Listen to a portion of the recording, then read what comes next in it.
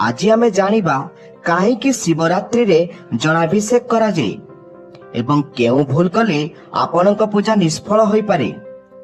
भिडियोटी को शेष जाए देखंतु कारण शेष रे मु आपनकु एमिति एक छोटा काम विषय कहबी जहाकु कले आपण महादेवंक अपार कृपा लाभ करि पारिबे। दया करी भिडियोटी को लाइक करि देबे एवं तळे दिया जाइथिबा कमेंट बॉक्स रे हर हर महादेव लिखि देबे। महादेव आपणकर मंगल करिबे। तेबे चलंतु देरी न करी भिडियोटी को संपूर्ण भावे देखिबा। महाशिवरात्रि एही नामटी सुनिबा मात्रे मनरे एक दिव्य शांति एवं भक्तिर भाव जागृत हुए। किंतु कोन आपण जानती प्रति मासरे गोटे शिवरात्रि पड़िଥାଏ जहाको आमे मासिक शिवरात्रि कहि थाउ। तेबे फाल्गुन मासर एही कृष्ण पक्ष चतुर्दशी को काहेकि महाशिवरात्रि कहा जाए यार उत्तर आम पुराण एवं शास्त्र अति सुंदर भावे वर्णना करा जाइछि। शिव पुराण अनुजाई यह केवल एक तिथि नुहे बरम यह हेउछि सेही समय जेतेबेले ब्रह्मांडर सर्वोच्च शक्ति पृथ्वीर सबुठारु निकटतर होइथांती। शास्त्र कुहे एही दिन ही सृष्टिर आरंभ रे निराकार ब्रह्म साकार रूप धारण करी एक विशाल ज्योतिर्लिंग भावरे प्रकट होइथिले।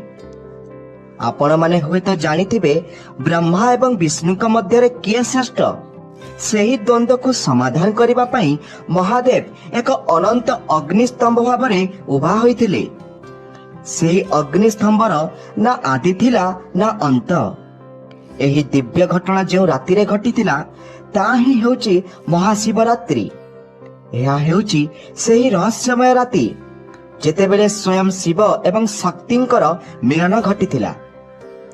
केतेक पुराण मतरे एही दिन प्रभु शिव एवं माता पार्वतींकर विवाह संपन्न होइथिला।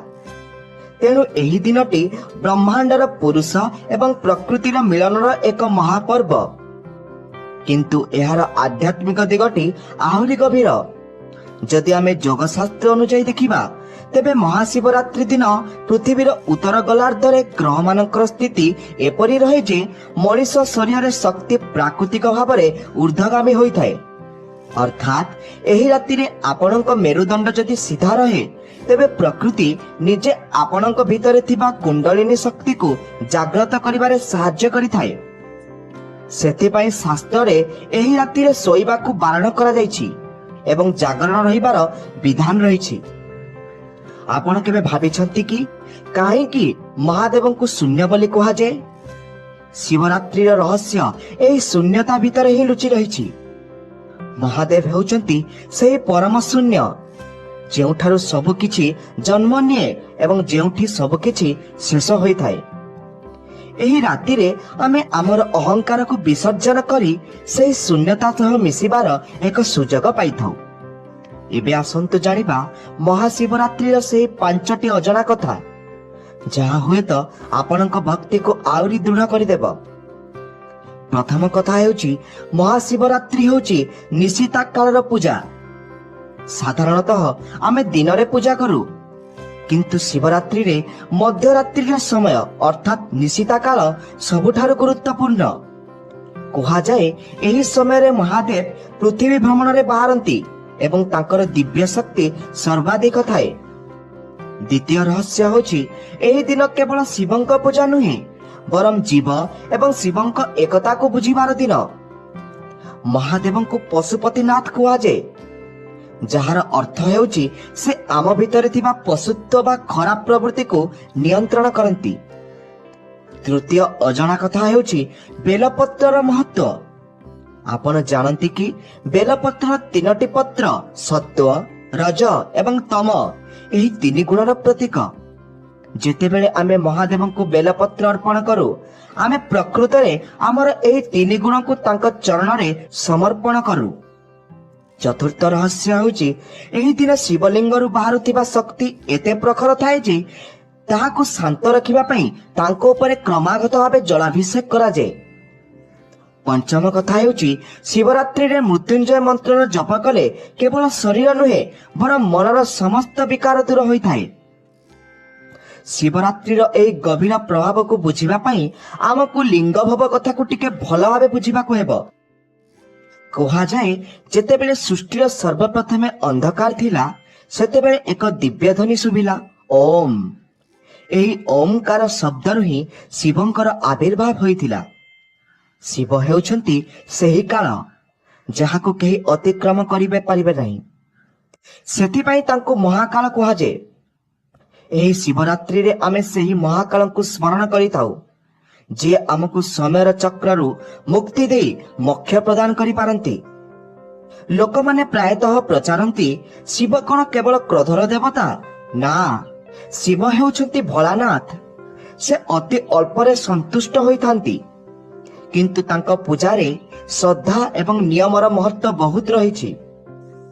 ଶିବରାତ୍ରିର ପୂଜା ଅନ୍ୟ ପୂଜା ଠାରୁ ଭିନ୍ନ, କାରଣ ଏହା ତ୍ୟାଗ ଏବଂ ସମର୍ପଣର ପୂଜା। ଏହି ଦିନ ଉପବାସ କରିବା ପଛରେ ଏକ ବିରାଟ ରହସ୍ୟ ଅଛି। ଉପବାସର ଅର୍ଥ କେବଳ ଖାଲି ପେଟରେ ରହିବା ନୁହେଁ। ଉପ ମାନେ ନିକଟରେ ଏବଂ ବାସ ମାନେ ରହିବା, ଅର୍ଥାତ୍ ନିଜର ଆତ୍ମା ବା ଶିବଙ୍କ ନିକଟରେ ବାସ କରିବା ହିଁ ପ୍ରକୃତ ଉପବାସ। ଦର୍ଶକ ବନ୍ଧୁ, ଶିବରାତ୍ରିର ପ୍ରତିଟି ମୁହୂର୍ତ୍ତ ଏକ ସୁଯୋଗ। କୁହାଯାଏ ଯେଉଁ ବ୍ୟକ୍ତି ଏହି ରାତିରେ ସମ୍ପୂର୍ଣ୍ଣ ନିଷ୍ଠାର ସହ ଭଗବାନ ଶିବଙ୍କୁ ମନେ ପକାଏ ତାଙ୍କର ଜନ୍ମ ଜନ୍ମାନ୍ତର ପାପ କ୍ଷୟ ହୋଇଥାଏ। କିନ୍ତୁ ପ୍ରଶ୍ନ ଉଠେ, ଏହି ଦିନ ମହାଦେବଙ୍କୁ ଜଳାଭିଷେକ କାହିଁକି କରାଯାଏ? କାହିଁକି ଏହି ଜଳଧାରା ତାଙ୍କୁ ଏତେ ପ୍ରିୟ? ଏବଂ ଜଳାଭିଷେକ କରିବା ସମୟରେ ଆମେ କେଉଁ କଥା ଉପରେ ଧ୍ୟାନ ଦେବା ଉଚିତ? ଶାସ୍ତ୍ର ଅନୁଯାୟୀ ଯେତେବେଳେ ସମୁଦ୍ର ମନ୍ଥନରୁ ବିଷ ବାହାରିଥିଲା ସେତେବେଳେ ସମଗ୍ର ସୃଷ୍ଟିକୁ ରକ୍ଷା କରିବା ପାଇଁ ମହାଦେବ ସେହି ହଳାହଳ ବିଷକୁ ପାନ କରିଥିଲେ। ସେହି ବିଷର ଜ୍ୱାଳାରେ ତାଙ୍କ କଣ୍ଠ ନୀଳ ପଡ଼ିଯାଇଥିଲା ଏବଂ ଶରୀରର ଅତ୍ୟଧିକ ଉତ୍ତାପ ସୃଷ୍ଟି ହୋଇଥିଲା। ଦେବତାମାନେ ସେହି ଉତ୍ତାପକୁ ଶାନ୍ତ କରିବା ପାଇଁ ତାଙ୍କ ଉପରେ ଜଳ ଏବଂ ଗଙ୍ଗାଜଳ ଅର୍ପଣ କରିଥିଲେ। ସେବେଠାରୁ ମହାଦେବଙ୍କୁ ଜଳାଭିଷେକ ପ୍ରିୟ ହୋଇଗଲା। କିନ୍ତୁ ଏହାର ଆଉ ଏକ ଗୂଢ଼ ଅର୍ଥ ମଧ୍ୟ ଅଛି, ଯାହା ଆମ ଜୀବନ ସହ ଜଡ଼ିତ। ଜଳ ହେଉଛି ଶୀତଳତା ଏବଂ ସରଳତାର ପ୍ରତୀକ। ଆମ ମନରେ ଥିବା କ୍ରୋଧ, ଈର୍ଷା ଏବଂ ଅହଙ୍କାରର ନିଆଁକୁ ଶାନ୍ତ କରିବା ପାଇଁ ଶିବଙ୍କୁ ଜଳ ଲାଗି କରାଯାଏ, ଯାହାଦ୍ୱାରା ଆମେ ମଧ୍ୟ ଶିବଙ୍କ ପରି ସ୍ଥିତପ୍ରଜ୍ଞ ଏବଂ ଶାନ୍ତ ହୋଇପାରିବା। ଆଜିର ଏହି ଆଲୋଚନାରେ ଆମେ କେବଳ ଶାସ୍ତ୍ରୀୟ କଥା ନୁହେଁ, ବରଂ ଜୀବନର ସେହି ରହସ୍ୟକୁ ମଧ୍ୟ ଖୋଜିବା ଯାହା ଶିବରାତ୍ରି ଆମକୁ ଶିଖାଇଥାଏ। ଶିବରାତ୍ରି ହେଉଛି ସଚେତନାର ଉତ୍ସବ। ଆମେ ସାରା ବର୍ଷ ଅଜ୍ଞାନତାର ଅନ୍ଧକାରରେ ଶୋଇ ରହିଥାଉ, କିନ୍ତୁ ଶିବରାତ୍ରି ଆମକୁ ଚେତାଇ ଦିଏ ଯେ ଜାଗ୍ରତ ହୁଅ, ତୁମ ଭିତରେ ଥିବା ସେହି ଦିବ୍ୟ ଜ୍ୟୋତିକୁ ଦେଖ। ଶିବ କୌଣସି ଦୂର ଆକାଶରେ ବସିଥିବା ଦେବତା ନୁହନ୍ତି, ସେ ଆପଣଙ୍କର ପ୍ରତିଟି ନିଶ୍ୱାସରେ ଅଛନ୍ତି। ଶିବ ଶବ୍ଦର ଅର୍ଥ ହେଉଛି କଲ୍ୟାଣ। ଯିଏ ସମସ୍ତଙ୍କର କଲ୍ୟାଣ କରନ୍ତି ସେ ହିଁ ଶିବ। ଏହି ରାତିରେ ସାରା ଦୁନିଆ ଯେତେବେଳେ ଶୋଇଯାଏ, ଜଣେ ଭକ୍ତ ବା ସାଧକ ସେତେବେଳେ ଜାଗ୍ରତ ରହି ନିଜର ଆତ୍ମସମୀକ୍ଷା କରେ। କଣ ମୁଁ ମୋର ଲକ୍ଷ୍ୟ ପଥରେ ଠିକ ଅଛି? କଣ ମୁଁ କାହାର ଅନିଷ୍ଟ କରୁଛି? ଏହି ସବୁ ପ୍ରଶ୍ନ ଉତ୍ତର ଆମକୁ ଶିବରାତ୍ରିର ସେହି ନିସ୍ତବ୍ଧ ରାତିରେ ମିଳିଥାଏ। ଏହି ଯାତ୍ରାରେ ଆଗକୁ ବଢିବା ପୂର୍ବରୁ ଗୋଟିଏ କଥା ମନେ ରଖନ୍ତୁ, ଶିବରାତ୍ରିରେ କରାଯାଉଥିବା ପୂଜାର ମନ୍ତ୍ରର ଭୂମିକା ବହୁତ ବଡ଼। ଆପଣ ହୁଏତ ବହୁତ ବଡ଼ ଅନୁଷ୍ଠାନ କରିପାରିବେ ନାହିଁ, କିନ୍ତୁ କେବଳ ଓମ୍ ନମଃ ଶିବାୟ ମନ୍ତ୍ରର ଜପ ଆପଣଙ୍କ ଜୀବନ ବଦଳାଇ ଦେଇପାରେ।